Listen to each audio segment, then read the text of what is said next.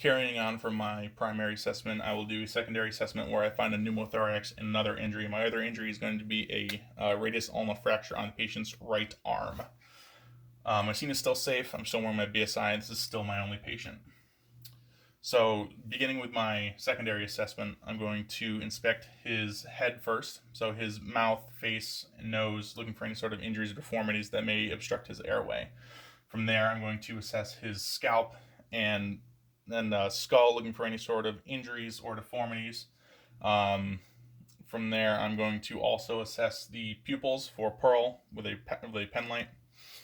Moving down, I'm going to check the trachea for deviation. I note it deviates to the patient's right. I also note minor jugular vein distension. I'm also going to assess the cervical spine around my partner holding C-spine. Moving down, I'm going to inspect the chest.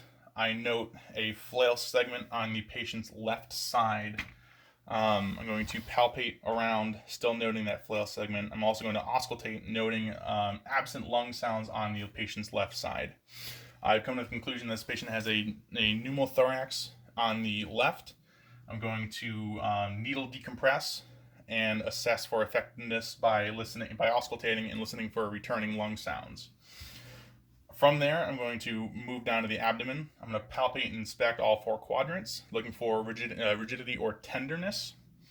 I'm also going to do a backhanded sweep of the genitalia, looking for priapism or injury.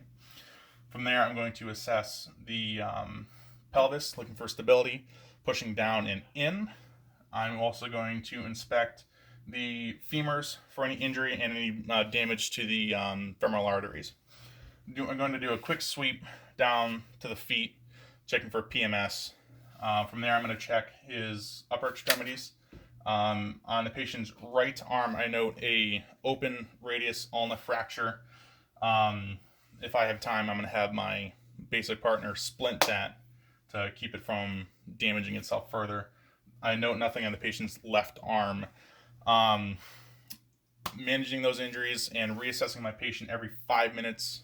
I'm going to also reassess for effectiveness of my pneumothorax intervention, making sure it doesn't get any worse.